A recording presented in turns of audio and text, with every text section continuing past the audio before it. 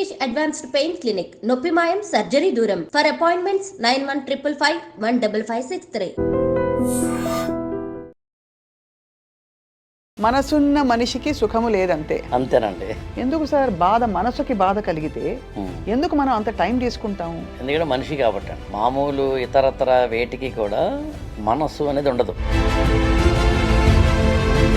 New age ఫిలాసఫీలో నిన్ను నువ్వు ప్రేమించుకొని వస్తుంది అంటే ఇది వాల్యూ సిస్టమ్స్లో మార్పులు అంటారా, లేక నిన్ను నువ్వు ప్రేమించుకోవడం అనేది ఇప్పుడు ఇవాళ రోజుల్లో చాలా అవసరం అంటారా? కార్ల్ మార్క్స్ చెప్తాడు కదా, ప్రతి మానవ సంబంధము ఆర్థిక సంబంధం అని. నేనేమంటానంటే ఆర్థిక సంబంధం కూడా కదా, అవసరార్థ సంబంధం అంటాను. What is self love? How do we are love కదండి. మనలో ప్రేమతత్వం ఉంది కాబట్టే మనం ఇంకో మనిషిని ఆకర్షించి అతనికి ఇవ్వగలుగుతాం. మన యొక్క వాల్యూని అవుటర్ ఆర్ ఎక్స్టర్నల్ దాన్ని బట్టి మార్చుకోకుండా ఉండడాన్ని సెల్ఫ్ లవ్ అండి. మన అనుభవాన్ని, మన వయసుని, మన నాలెడ్జ్ని దాటిన మెచ్యూరిటీ లెవెల్లోకి వెళ్తే అన్నీ సమానం కనిపిస్తాయండి. సింగిల్ లైన్ చదివానండి, ఎండమూరి వీరేంద్రనాథ్ గారు ఒక పుస్తకం ఉంటుంది, విజయం వైపు పయనం అని. అందులో లైన్ ఉంటుందండి, ఎవడైనా నీ గురించి ఏదైనా అనుకుంటే అది ఆడి సమస్య, నీ సమస్య కాదు. అక్కడ గ్లాసు నీళ్ళు ఉన్నాయనుకోండి, ఆడెవడో తన్నేసాడు అనుకోండి, ఎరా కళ్ళు నెత్తికెక్కాయా అంటాం. అదే మనం తన్నేస్తే ఎవడరా అడ్డం పెట్టాడు అంటాం. ఇలాగా యాదృచ్ఛికంగా జరిగే సంఘటనలు కూడా అంటే విడిపోవడాలు, కలవడాలు, ఇవి అది ఎవరి డూయింగ్ అని మనం అర్థం చేసుకోవాలి. అసలు పోరాటం ఎవరు చేయాలి చెప్పంటారండి? నీతో నువ్వండి. పసిడి పథకాల హారం కాదురా విజయ తీరం, ఆటనే మాటకు అర్థం, నిన్ను నువ్వే గెలిచిద్దాం.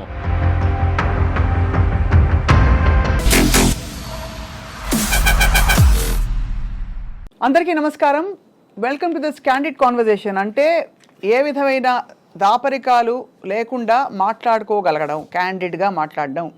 ఇవాళ శీర్షిక ఏంటంటే, జీవితం అనే ఒక ప్రయాణంలో మనకి ఎన్ని రకాల సమస్యలు వచ్చినా ఎక్కువ సమస్యలు, బాధని కలగజేసేవి ఏంటంటే మానవ సంబంధాలు. మానవ సంబంధాల్లో గత 30-40 సంవత్సరాల్లోనే ఎన్నో రకాల మార్పులు వచ్చాయి. ఒకప్పుడు పక్కింటి వాళ్ళని పలకరించుకోవడం, ఇచ్చిపుచ్చుకోవడాలు లాంటి చిన్న చిన్న విషయాలు మొదలుకొని చాలా తీవ్రమైన బంధాలు ఏవైతే ఉంటాయో వాటిలో కూడా రంగు, రుచి, చిక్కదనం, చక్కదనం అన్నీ మారిపోయాయి. ఇవాళ ఈ క్లిష్టమైన చాలా ఆసక్తికరమైన అంశంపై మాట్లాడబోతున్నాం. నా ముందున్న వక్త అండ్ మన ఎక్స్పర్ట్ ఎవరో కాదు, మనందరికీ సుపరిచిత మోటివేషనల్ స్పీకర్ అని చెప్పుకుంటాం and IAS coach Akella Raghavendra గారు. వారు కూడా చాలా అన్వేషించి అనేక కోణాల్లో బోల్డ్ విషయాలు తెలుసుకుని ఉంటారు. రాఘవేంద్ర గారు నమస్కారం. నమస్తే అండి. మనసున్న మనిషికి సుఖము లేదంతే. అంతేనండి. ఎందుకంటే డబ్బులు పోతే బాధపడతారు కానీ బయటకు వచ్చేస్తారు. అవును. ఎందుకు సార్ బాధ, మనసుకి బాధ కలిగితే ఎందుకు మనం అంత టైం తీసుకుంటాం?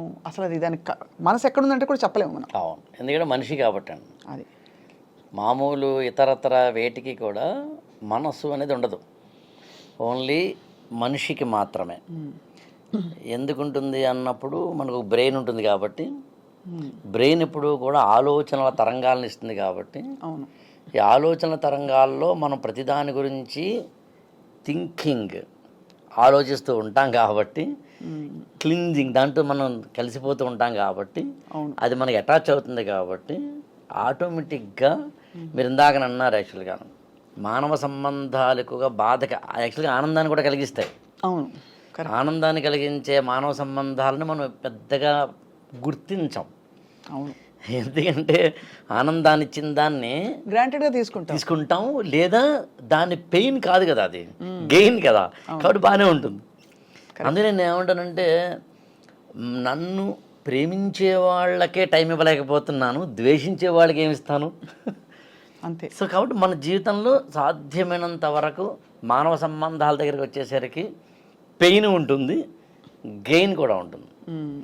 గెయిన్ ఎలాగూ ఉంటుంది కాబట్టి ఇలాంటి మన డిస్కషన్స్లో ఎలా గెయిన్ పొందాలి, ఎలా కృతజ్ఞత చెప్పాలి అనే దానికన్నా ఎలా పెయిన్ నుంచి బయటపడాలి, లేదా పెయిన్ వస్తే కనుక ఎలా హీలింగ్ చేసుకోవాలి, వీలైతే ఆ హీలింగ్ కోసం కూడా మళ్ళీ కొత్త అకౌంట్ ఓపెన్ చేయడం కాకుండా, కొత్త భుజం కోసము, కొత్త కొంగు కోసము, కొత్త ఒడి కోసము కాకుండా మనకి మనమే సెల్ఫ్ హీలింగ్ చేసుకోగలిగితే చాలా బాగుంటుంది. అద్భుతమైన మాట చెప్పారు. చాలామంది ఇప్పుడు కొత్తగా ఈ న్యూ ఏజ్ ఫిలాసఫీలో నిన్ను నువ్వు ప్రేమించుకొని వస్తుంది. ఒకప్పుడు అసలు నిస్వార్థ ప్రేమ అని అనేవాళ్ళు. అంటే ఇది వాల్యూ సిస్టమ్స్లో మార్పులు అంటారా, లేక నిన్ను నువ్వు ప్రేమించుకోవడం అనేది ఇప్పుడు ఇవాళ రోజుల్లో చాలా అవసరం అంటారా? యాక్చువల్గానండి, ఎప్పుడైతే మనం ఇతరులను ప్రేమిస్తున్నామో, ఇతరులను ప్రేమించడంలోంచి మనకి ఏమవుతుందంటే ఎక్స్పెక్టేషన్స్ ఉంటాయి. మనల్ని మనం ప్రేమించుకోవడము అనేది ఏంటంటే పూర్తిగా సెల్ఫ్ రికగ్నేషన్కి సంబంధించింది, సెల్ఫ్ రెస్పెక్ట్కి సంబంధించింది, సెల్ఫ్ కాన్ఫిడెన్స్కి సంబంధించింది. నన్ను నేను ప్రేమించుకోవడము అన్నప్పుడు నేను ఎలా ఉన్నా కూడా ప్రేమించుకోవడం. అవును. నాకు 40 ఏళ్ళకో 45 ఏళ్ళకో జుట్టు తెల్లబడిపోతే నేను అర్జెంటుగా గోద్రేజ్ నుంచి దానికి రంగు వేయడం ఆపేసి వేయకుండా ఉండగలగడమే నన్ను నేను ప్రేమించుకోవడం అంటే. నాకు మంచి గొంతు ఇవ్వకపోయినా ఉన్న గొంతుతోటే అదే రూములోనో బయటో వేదిక మీదనో మనసున మనసై బతుకున బతుకై తోడుకరుండిన అని నేను, నాకు తెలిసిన స్వప్న గారికైనా బాగా పాడలేనని, పి సుశీల గారిలాగా పాడలేనని, కానీ ఘంటసాల లాగానో ఎస్పీ గారు నాకు నేను పాడుకోగలను అనే కాన్ఫిడెన్స్ ఏదైతే ఉందో అది సెల్ఫ్ లవ్, మనల్ని మనం ప్రేమించుకోవడం. ఈ మనల్ని మనం ప్రేమించుకోవడం అంటే ఇతరులను ప్రేమించదని కాదు.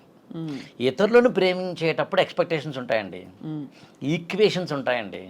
కార్ల్ మార్క్స్ చెప్తాడు కదా, ప్రతి మానవ సంబంధము ఆర్థిక సంబంధం అని. నేనేమంటానంటే ఆర్థిక సంబంధం కూడా కదా, అవసరార్థ సంబంధం అంటాను నేను. ఎవ్రీ హ్యూమన్ రిలేషన్ మీరు కావాలంటే చూడండి, నీడ్ మీద ఆధారపడి ఉంటుంది, నెసెసిటీ మీద ఆధారపడి ఉంటుంది, ఫుల్ఫిల్లింగ్ ఆఫ్ ద నీడ్ మీద కూడా ఆధారపడి ఉంటుంది. మీరు ఎప్పుడైనా కావాలంటే చూడండి. అందునే ప్రేమ, లేకపోతే వాత్సల్యం, అభిమానం, మీరు అనురాగము, ఎన్ని పదాలు చెబుతారో చెప్పండి. పాజిటివ్ ఎమోషన్స్ ఇవి. పోనీ నెగిటివ్ తీసుకుందాం, ద్వేషం, పగ, ప్రతీకారం, చాడీలు చెప్పడం, ఎన్నైనా చెప్పండి. ఇవన్నీ కూడా పువ్వులు లాంటివండి. అవును. ఈ పువ్వులు అనే వాటి లోపల దారం ఉంటుంది. అవును. మనకి ప్రేమ, అభిమానం, మీరంటే ఎంత ఇష్టం అంటేనండి, మీరంటే నమ్మరండి, ఈయన ఎన్ని చెప్తున్నారో, ఈ ఇష్టం, ప్రేమ, వాత్సల్యము, అభిమానము, అనురాగము ఏవైతే ఉన్నాయో ఇవన్నీ పువ్వులు. కానీ ఈ పువ్వులన్నిటినీ కట్టేసేది ఏంటి అంటే అవసరం. ఈ అవసరం అనే దారం ఉన్నప్పుడే దండ ఉంటుంది. అవును.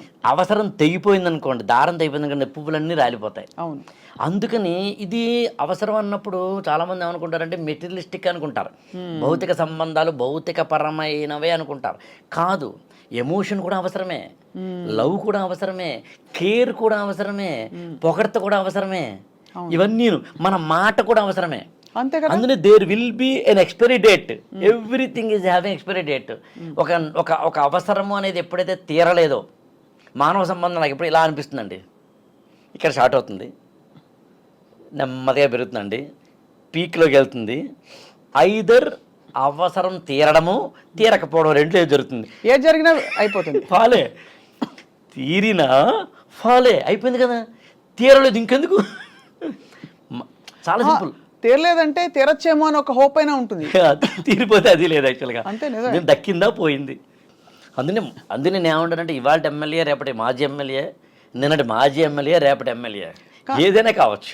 అంతే కదా, అది అన్నిట్లోనూ కూడా వర్తిస్తుంది. అందులో మీకు తల్లి పిల్లల ప్రేమ కూడా చూడండి. 5-6 ఏళ్ల వరకు వాడు తల్లి కొంగుతోటే ఉంటాడు కదా, 10 ఏళ్ళు వచ్చిన తర్వాత కొద్దిగా మారతాడుగా, వాడికి ఏదో సెల్ ఫోను ఏదైతే ఇంకొకటో వస్తుందిగా, వాడు నెమ్మదిగా స్కూల్కి వెళ్ళిన తర్వాత, కాలేజీకి వెళ్ళిన తర్వాత ఇంకా మారతాడుగా, పెళ్ళైన తర్వాత మొత్తం కొత్త ప్రపంచంలోకి వెళ్తాడుగా. తల్లి మీద ఉన్న ప్రేమ there will be an expiry date, ఏదో ఒకరోజు ఎక్స్పైరీ అవ్వాల్సిందే. అది ఏ రోజైతే తల్లి కనుక్కుందో, 30 ఏళ్ళు వాడికి 25 ఏళ్ళు వాడికి వచ్చిన తర్వాత, కొత్త పెళ్ళం వచ్చిన తర్వాత ఈవిడ తెరమరుగు అవ్వగలగదని హోందాతనం అంటారండి, డిగ్నిటీ అంటారు యాక్చువల్ ఇంగ్లీష్లో.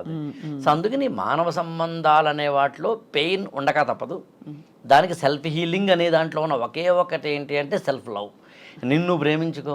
ఎలా ప్రేమించుకుంటారు? 4-5 పద్ధతులు చెప్పండి. ఎందుకంటే కన్జ్యూమరిస్ట్ థింకింగ్ మొదలయ్యాక సహజంగా ఉండే మనిషిలో ఉండే వైరాగ్యమో తాత్వికతో అవన్నీ పక్కన వెళ్ళి మనం దాన్ని ఒక ఈజీ షార్ట్ కట్ సొల్యూషన్స్తో రీప్లేస్ చేయడమే ఎవల్యూషన్ అనుకుంటున్నామని చాలా సందర్భాల్లో నాకు అనిపించింది సార్. పొరపాటు అయితే చెప్పండి. What is self love? How do we are love కదండి. మనలో ప్రేమతత్వం ఉంది కాబట్టి మనం ఇంకో మనిషిని ఆకర్షించి అతనికి ఇవ్వగలుగుతాం, లేదు ఒక పిల్లలకి ఇవ్వగలుగుతాం, లేదు మన బంధుమిత్రులు కొలీగ్స్కి కూడా ప్రేమ అంటే అనేక రకాలు ఉంటుంది, పలకరింపులో ఉంటుంది, అన్నిట్లో ఉంటుంది.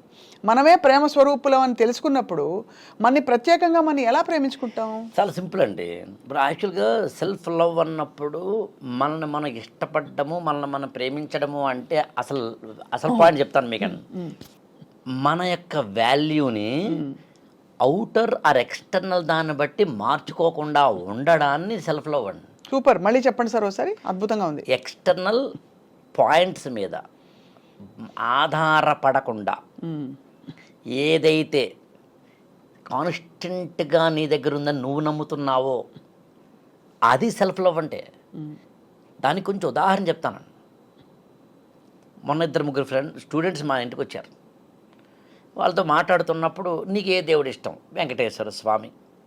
నీకే దేవుడు ఇష్టం? సాయిబాబా. నీకే దేవుడు ఇష్టం?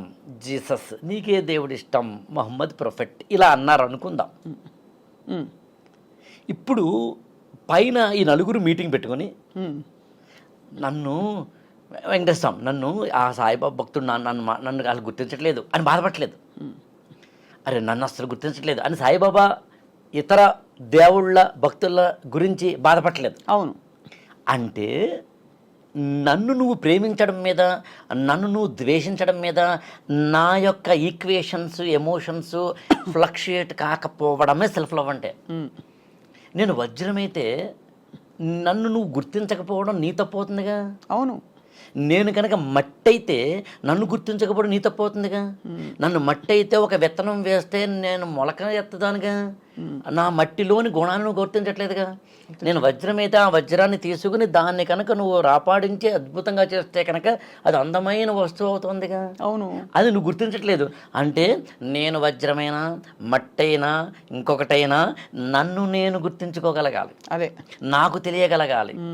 అందుకని ఎప్పుడు నేను ఏమని నమ్ముతానంటానంటే సెల్ఫ్ లవ్ అంటే ఏం లేదు, who are you are who am I అని తెలుసుకోవడం అండి. అది తెలుసుకోవడం, దాన్ని పూర్తిగా సంపూర్ణంగా గుర్తించడం.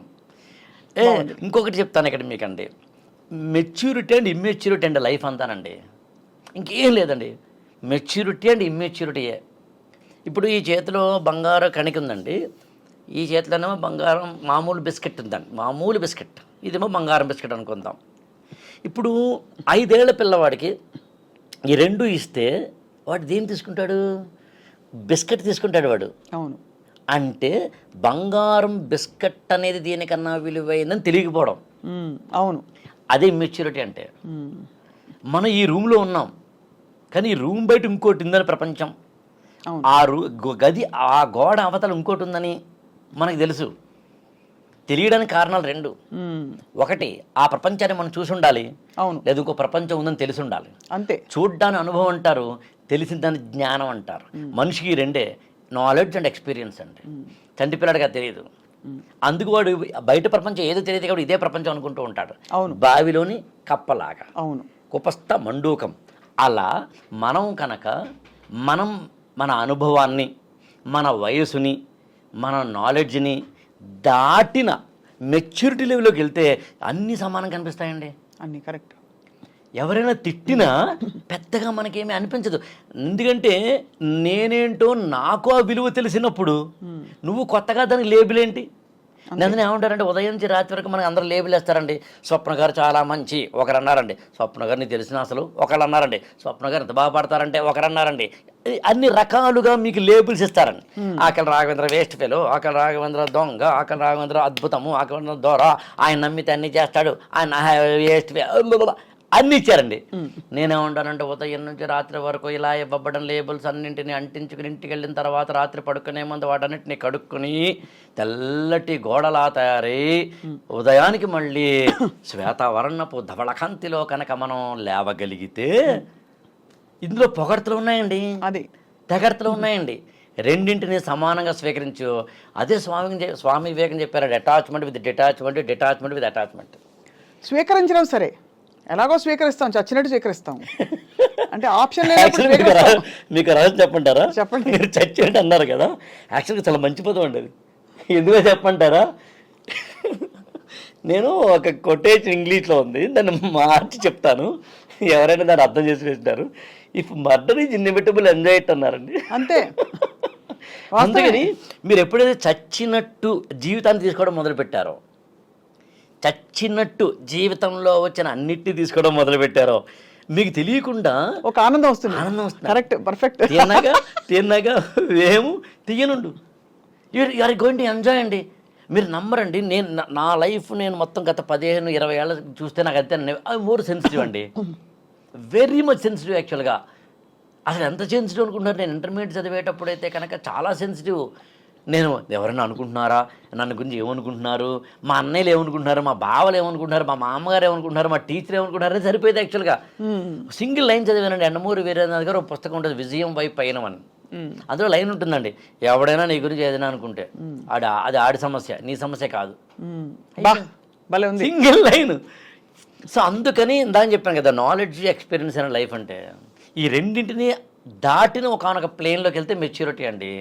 మెచ్యూరిటీలోకి వెళ్ళిన వాడు ప్రధాని కూడా నవ్వుతూ ఉంటాడండి.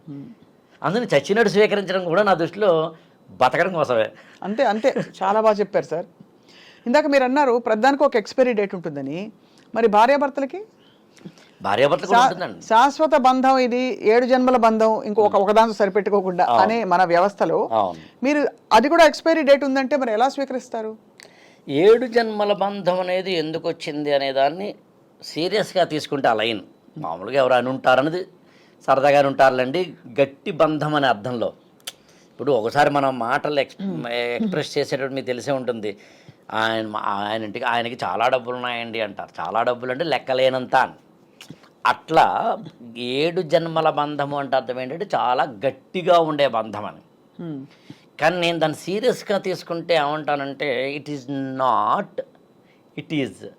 Not fabricated or manifested or designed by humans అని ఉద్దేశం అండి. పెళ్ళి అనేది మీరు ఎప్పుడైనా గమనించారో లేదో, దాని మీద ప్రత్యేక ఎపిసోడ్ చేద్దాం. కానీ ఇప్పుడు మీరు వైవాహిక బంధం అడిగారు కాబట్టి, అంటే మీరు మానవ సంబంధాలు అన్నీ మాట్లాడతాం కాబట్టి అందుని పెళ్ళి అనేదండి మన చేతిలో లేదండి. ఆ మాటకు వస్తే పెళ్ళి కదా, ఏది మన చేతిలో లేదు, కొంచెం క్లోజ్గా అబ్జర్వ్ చేస్తే. బట్ ఉన్నంతలో పెళ్ళి అనేది మన చేతిలో లేదండి. ఎందుకనంటే అంతకుముందు అనేక వందల మందినో 10ల మందినో ఈ అబ్బాయి అమ్మాయిలను చూసి ఉంటాడండి, ఈ అమ్మాయి ఏమో అబ్బాయిలను చూసి ఉంటుందండి. ఎక్కడో ఒక చోట మాత్రమే వైఫై కనెక్ట్ అయింది. దాన్ని అందంగా రాశారు, ప్రపంచంలో ఎంతమంది ఉంటే నువ్వు జస్ట్ ఎందుకు పెళ్లి చేసావు, అంతే మరి, అంతే కదా. అందుకనే marriages are made in heaven అనే పదం వాడారు. అంటే ఈ బంధం అనేది అత్యంత కీలకమైనదండి. మిగతా అన్ని సంబంధాల్లోనేమో ఓన్లీ ఫినాన్షియల్ అయితే ఫినాన్షియల్ ఉంటుంది, ఫిజికల్ అయితే ఫిజికల్ ఉంటుంది, ఎమోషనల్ అయితే ఎమోషనల్ ఉంటుంది, ఇంకొకటి అయితే ఇంకొకటి ఉంటుందండి. కానీ అన్నీ కలగలిపిన ఒకే ఒక బంధం మ్యారేజ్ అండి. అక్కడ అన్నీ కలిసిపోతాయి. ఫిజికల్ కలుస్తుందండి, ఎమోషనల్ కలుస్తుందండి, అలాగే ఫినాన్షియల్ కలుస్తుంది.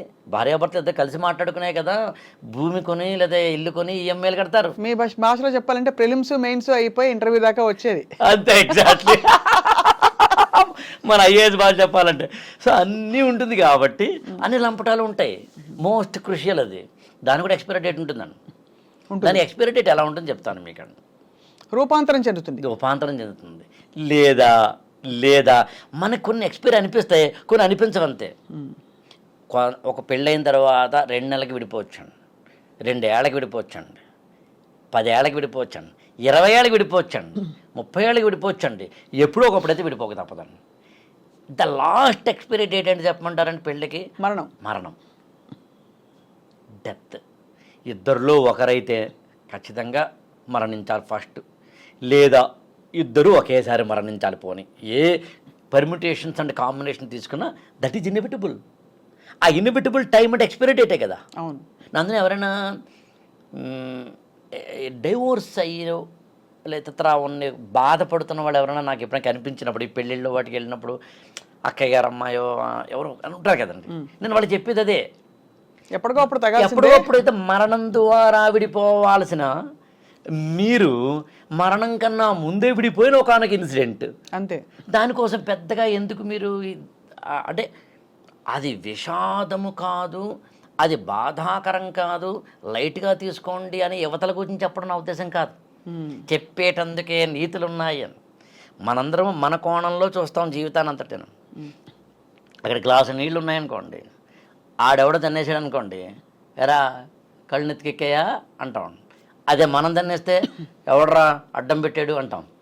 సో కాబట్టి ప్రతిదాన్ని మన కోణంలో చూస్తున్నది ఎంత నిజమో, మన కోణంలో చూస్తున్నది ఎంత నిజమో అట్ ద సేమ్ టైం సాక్షిభూతంగా చూడడం కూడా అంతే నిజం. అంతే.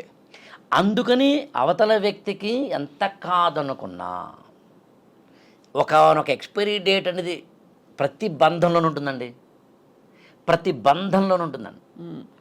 అందుకని ఎవరైనా దగ్గరికి వస్తే ఆనందించద్దండి, ఎప్పటికైనా దూరం అవుతారు. ఎవరైనా దూరం అయిపోతే బాధపడద్దండి, ఎప్పటికైనా దగ్గరికి వస్తారు. అంతేనా? దగ్గరికి రాకపోయినా బాధపడకు, దూరం అయినా బాధపడకు, ఆనందపడకు, ఏమొద్దు. ఆనందం సుఖ దుఃఖాదిక ద్వంద్వాతీతము అంటాడండి శ్రీశ్రీ మహాప్రస్థానంలో. దీన్ని పొందొద్దు, దాన్ని పొందొద్దు. దాని ఒక ఇన్సిడెంట్గా చూడు. దగ్గరికి వచ్చారా, నీ విధాయకాలేంటి, వాట్ ఆర్ యువర్ డ్యూటీస్. నేను విధాయకం అనే పదం వాడానండి, డ్యూటీ అనే పదం వాడలేదు, ధర్మం అనే పదం వాడలేదు. విధాయకం అనే చాలా పెద్ద పదం అండి. అంటే సాధారణ ఎక్కడ వాడతారు అదంటే తల్లి పితృ కర్మలు చేసే చోట, ఆడపిల్లకి ఏమైనా మనం ఏమంటామంటే ఇచ్చేటప్పుడు కాళ్ళు కడగడాలు అలాంటి చోట విధాయకం అనే పదం వాడతారు. అంటే ఈ ప్రపంచంలో నువ్వు అది తప్ప ఇంకొక పని చేయడానికి కుదరదు, ఇంకా నువ్వు మాత్రమే చేయాల్సినవి. అయితే మీరు అన్నది చాలా చాలా ఎంత బాగుందో చెప్పలేదు మీరు మీ వివరణ. కానీ అర్ధాంతరంగా విడిపోయే బంధాలని, ముఖ్యంగా వైవాహిక బంధాలని ఎందుకు చింతిస్తారంటే సదరు వ్యక్తులు, మరణం అన్నది వాళ్ళ చేతుల్లో లేదు కనుక అది అయిపోయింది, మాకు జరిగిందని అనుకుంటారు. ఇది మేము చేసామని ఒక భావన ఉంటుంది. అందులో వాడి తప్పెంత, మన తప్పెంత, నేనే తప్పు చేశానేమో, లేదు వాడే తప్పు చేశాడని ఈ ఒక ఎక్కడో అహంభావం నుంచి వచ్చే ఒక ఇది. కాబట్టి మిమ్మల్ని అడుగుతున్న ప్రశ్న ఏమిటంటే, ఇలాగా యాదృచ్ఛికంగా జరిగే సంఘటనలు కూడా, అంటే విడిపోవడాలు, కలవడాలు, ఇవి అది ఎవరి డూయింగ్ అని మనం అర్థం చేసుకోవాలి. మామూలుగా ఎవరు డూయింగ్ అన్నప్పుడు ఏదో ఒక మన చేతిలో లేని ఒక దైవమో లేకపోతే కర్మ సిద్ధాంతమో ఉండడం అనేది ఇదే కాదు. అంతే అంతే. కానీ సింపుల్ చెప్పమంటారు మీకండి, లైఫ్ అనేది పెర్మిటేషన్స్ అండ్ కాంబినేషన్స్ అండి, ప్రాబబిలిటీస్ అండి. మామూలు ఇంగ్లీష్లో బటర్ఫ్లై ఎఫెక్ట్ అని ఉంటుందండి. అవును. భారతదేశం 1947 ఆ ప్రాంతంలో ఆగస్టు 15 స్వాతంత్రం వచ్చినప్పుడు ఇండియా పాకిస్తాన్ విడిపోయిందండి. ఇండియా పాకిస్తాన్ అనే రెండుగా విడిపోవడానికి గల కారణాల్లో ప్రధానమైనది ఏంటంటే ముస్లిం లీగ్ ఏర్పాటు. ముస్లిం లీగ్ అనేది ఏర్పడ 1906 అనుకుంటా, డేట్ గుర్తులేదు కానీ 1906 ఆ ప్రాంతంలో ముస్లిం లీగ్ ఏర్పడడానికి కారణం మహమ్మద్ అలీ జిన్నా. అవును. సో భారతదేశము హిందూ ముస్లిం రెండు దేశాలుగా విడిపోవాలి అనే కాన్సెప్ట్ని మహమ్మద్ అలీ జిన్నా ఇచ్చారు. అవును. ఓకేనా? అయితే మహమ్మద్ అలీ జిన్నా నిరంతరం 15-20 తరాలుగా వాళ్ళు ఏమీ ముస్లింలు కాదు. వాళ్ళ తాతగారు హిందూ, అయితే గుజరాత్ అనుకుంటా. వాళ్ళు శాకాహార అంటే వెజిటేరియన్ ఫ్యామిలీస్కి చెందినవారు. ఆయన చేపల వ్యాపారం స్టార్ట్ చేస్తే ఆ కులాల్లో ఉన్న వాళ్ళు, మనమేమో వెజిటేరియన్స్, నువ్వు చేపల వ్యాపారం ఎలా చేస్తావు, నువ్వు కులం నుంచి వెలివేయబడ్డావు అని. అయితే ప్రేమ్జీ సంథింగ్ పేరు ఉంటుంది, నాకు ఎప్పుడో చదివాను చిన్నప్పుడు. ఆయన ప్రేమ్జీ అంటే ఏంటి, ఈయన తాతగారు ఒక్క మాటలో చెప్పాలి అంటే హిందువుగా పుట్టి చేపల వ్యాపారం చేయడం వల్ల, కులం నుంచి వేయబడ్డం వల్ల ఏం చేయాలో తెలియక బయటకు వచ్చేసి ఈ వ్యాపారం చేసుకునే క్రమంలో ఒక ముస్లిం ఆయనతో పరిచయం అయినప్పుడు ముస్లిం కమ్యూనిటీలోకి వెళ్ళారు. అంటే ముస్లిం కమ్యూనిటీలోకి తన తాత వెళ్ళిన తర్వాత మాత్రమే, అది కూడా పుట్టుకతో ఆయన ముస్లిం కాదు, ఆ తర్వాత ఆయన కొడుకుతో ముస్లిం అవుతారు. అప్పుడు Muhammad Ali Jinnah. This is episode number 1. అంటే ఆయన నిరంతరం కొన్ని 10-20 తరాలుగా ముస్లిం దాంట్లోనే పుట్టి ముస్లిం తనంతో పెరిగిన వ్యక్తి కాదు. Point number 1. అంటే ఆ రక్తంతో ఎలాగైనా హైందవ ముస్లిం వ్యతిరేకత కాదు అది. ఓకేనా? 2, ఆయన మీరు నమ్మరండి, కాస్త అటు ఇటుగా 1920s ఆ ప్రాంతంలో, అది నేను ఎప్పుడూ చదివాను కాబట్టి గుర్తు రావట్లేదు, సారీ ఫర్ డేట్స్ ఇవ్వట్లేకపోతున్నాను. కానీ ఆయన తన భార్య చనిపోయిన తర్వాత ఈ వెంట లండన్, ఇవన్నీ వదిలేసే జవహర్లాల్ నెహ్రూ ఒక ప్రైవేటు పార్టీ ఫంక్షన్లో ఏమన్నారంటే ఒక మాట, జిన్నా వెళ్ళిపోయారు ఇంకా రారు ఇంకా అని కొంచెం సెటైరికల్గా మాట్లాడారు. ట్రంప్ని డొనాల్డ్ ట్రంప్ని ఒబామా అలాగే మాట్లాడారు. నువ్వా కార్టూన్లు వేసుకునేవాడా అన్నాడు. అలా అనకుండా ఉండుంటే ఆయన అమెరికాకి ప్రెసిడెంట్ అవ్వాలనుకుని ఉండేవాడు కాదు. అలా ఈ మహమ్మద్ అలీ జిన్నాకి అది ఎవరో చెబితే విని మళ్ళీ వచ్చాడు ఆయన. అరే నేను దుకాణం మూసేయలేదు, మూసేసే నువ్వు అనుకుంటున్నావు, అబ్బాయి దుకాణం ఏదో కోల్ రహాహు అని. ఓకేనా? ఇంక తర్వాత 1945-46 ఆ ప్రాంతాల్లో ఇంకొక 2 ఏళ్లలో భారతదేశానికి స్వాతంత్రం వస్తుందనగా ఇక ఎలాగైనా పాకిస్తాన్ ఏర్పడాలా మానాలా అనుకున్న సమయంలో మహమ్మద్ అలీ జిన్నాకి అతిపెద్ద టీబీ అంటే చాలా భయంకరమైన వ్యాధి వచ్చి ఆయన ఇంకా 2 నెలల్లో 3 నెలల్లో పోతారేమో అనిపించేంతలాగా రోగం వచ్చినప్పుడు ఆయన పర్సనల్ డాక్టర్ జవహర్లాల్ నెహ్రూకి అత్యంత సన్నిహితుడైనప్పటికీ కూడా ప్రొఫెషనల్ మెడికల్ ఎథిక్స్ని పాటించే మహమ్మద్ అలీ జిన్నాకి ఏమొచ్చిందో చెప్పలేదు. ఆయన బతుకుంటారని అడుగుతారని తప్పదని ఇవ్వాల్సి వస్తుందని పాకిస్తాన్ వైపు వెళ్ళారు. అంటే ఆయన ఎవరో చేపల వ్యాపారం చేయకుండా ఉండున్నా, కులం నుంచి వెళ్ళి వేయకుండా ఉండున్నా, టికెట్ ఏవైతే ఉన్నాయో అవన్నీ ఉంటే పాకిస్తాన్ వచ్చి ఉండేది కాదని బటర్ఫ్లై ఎఫెక్ట్ని ఐ థింక్ ఏదో ఒక బుక్లో చదివానండి, ఫ్రీడమ్ ఎట్ మిడ్ నైట్ బుక్లో. అంతే పాయింట్ ఇంతే, అంతా ఎందుకు చెప్పానండి మీకు, ఎప్పుడు జీవితం అంటే ఎప్పుడు ఏం జరుగుతుందో తెలియదండి. అంతే, అర్థమైంది. పెర్ముటేషన్స్ అండి, కాంబినేషన్స్ అండి. ఓకేనా? దాన్ని పెద్ద సీరియస్గా తీసుకోకండి.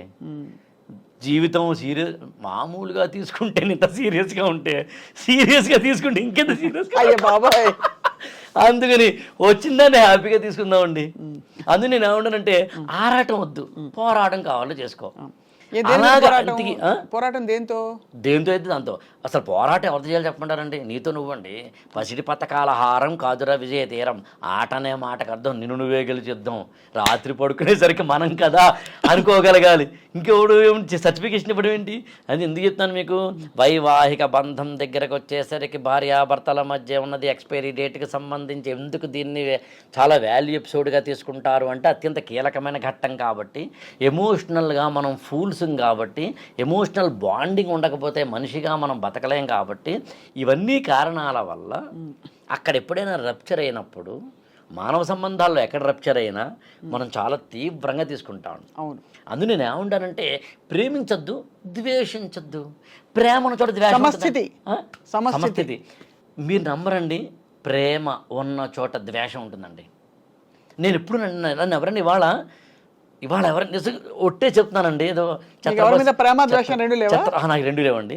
ఛత్రపతి శివాజీలో ఇలా ఒట్టేసి ఒక మాట ఒట్టేకుని ఒక మాట అన్నట్టుగా నేనండి ఎవరైనా నన్ను ప్రేమిస్తుంటే నేను డిసైడ్ అవుతానండి, రేపటి రోజున ద్వేషించడానికి ఒక వ్యక్తి రెడీగా ఉన్నాడని. సో మనం ప్రేమించబడడం కూడా అంతే కదా, అంతేగా, దానికి కూడా పొంగిపోవద్దు. ప్రేమించబడినా పొంగిపోవద్దు. అందుకు నేనే తిరగేసి మీరు కూడా అంతే, ఎవరిని ప్రేమించద్దండి, ద్వేషించొద్దండి.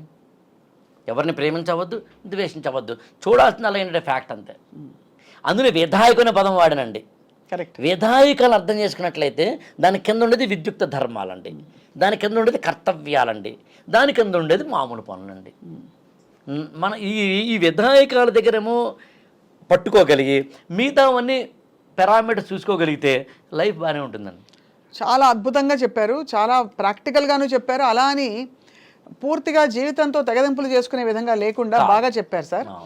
ఫైనల్గా I want ask you one thing, ఏది అత్యంత ఆవశ్యకత ఉన్న విషయం జీవితంలో? What is most important in life? బాధలు పడ్డం అండి.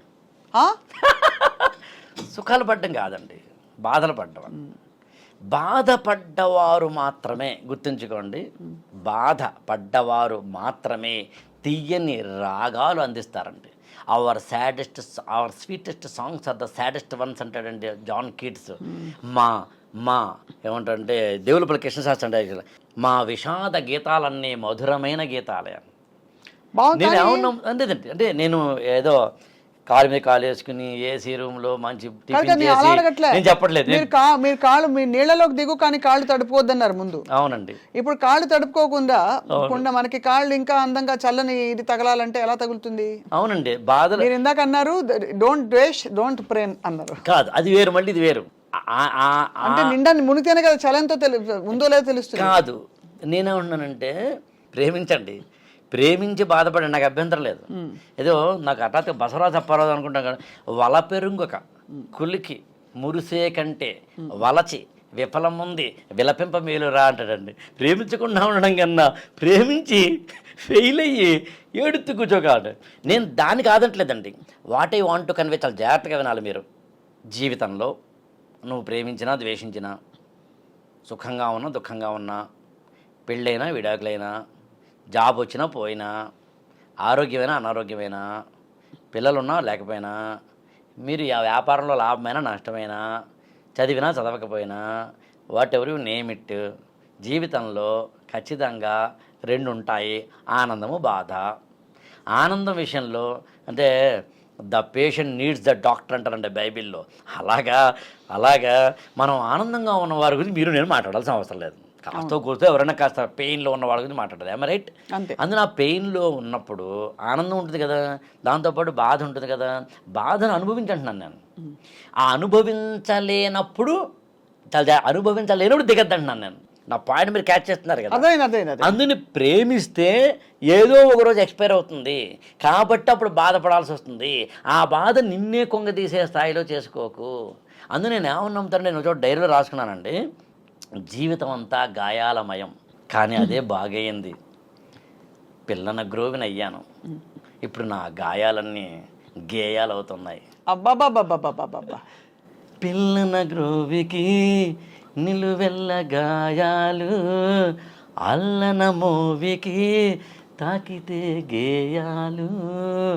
సో అందుకు నేను ఏమని నమ్ముతానంటే, కళ కానిది విలువైనది జీవితం అంటే అదే.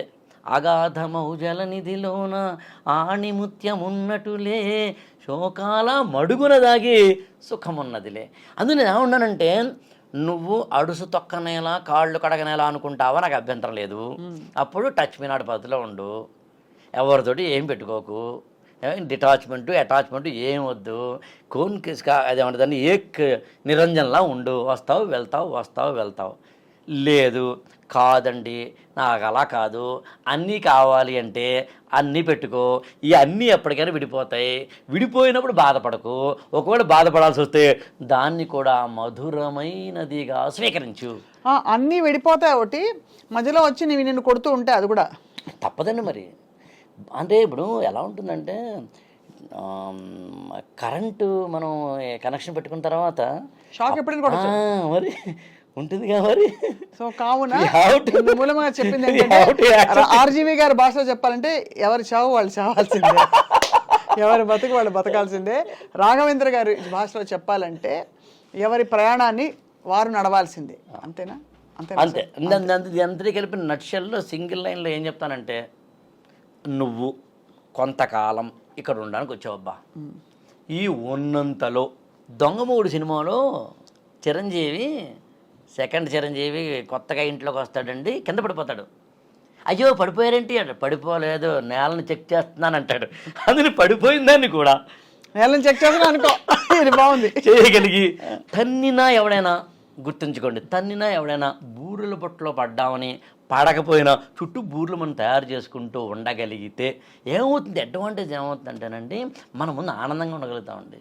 అది హ్యాపీస్, ఆల్ హ్యాపీస్. చాలా చాలా one of the most enlightening and అంటే ఐ ఓపెనింగ్ ఇంటరాక్షన్స్ ఇవాళ రాఘవేంద్ర గారు. తప్పకుండా ఇటువంటి చర్చలు అనేక అంశాలపై మనం వారానికి ఒకసారైనా కలిసి మాట్లాడుకోవాలని మా కోరిక సార్. ఐ డ్రీమ్ ప్రేక్షకులందరికీ చాలా మురిసి మొక్కలైపోయి ఉంటారు. Thank you so much. నమస్కారం.